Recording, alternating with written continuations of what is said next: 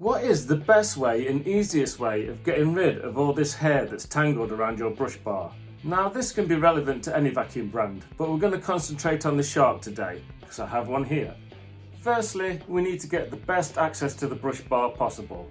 So undo these 3 screws at the bottom with a coin, and then the sole plate will either tilt away or on some models it will literally just come off. On other Shark models there is sometimes an access panel at the top that you remove with these 2 clips at each side. If you turn the brush bar and look carefully, there's a little ridge that runs all the way across it, and this is common of a lot of brands. Now this ridge is to help us with what we're doing today. We're going to get a sharp pair of scissors and we're going to run the scissors along the ridge, cutting the hair as we go. The ridge allows us to get underneath the hair. Once you've cut all the way along it, turn the brush bar 180 degrees and you should see another ridge. Now obviously this is going to differ from different brands and different models, but mainly this is common practice. We're going to do exactly the same, cutting along the ridge, and what we've done is essentially cut all the hair in half.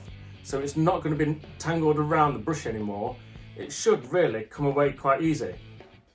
Now for the final step of this, I thought a little bit outside the box. One of my customers was asking me how to get the hair off the brush bar, but she doesn't like touching it with her hands too much. So we're going to try it today, and I've never done this before. We're going to try a hair comb. I don't know, just an idea.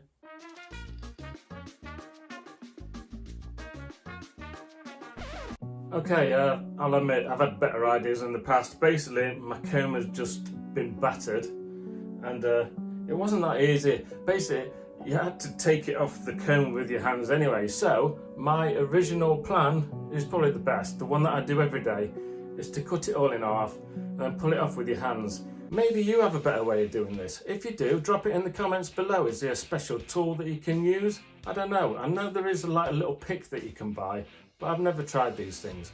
I just do it the old-fashioned way. But today's little experiment, courtesy of my customer, is an epic fail. I hope you found my video helpful. Please subscribe to my channel, for if your vacuum cleaner ever breaks down, you may need one of my videos to help you bring it back to life. This next playlist, however, is to show you how to keep your Shark all lovely and clean.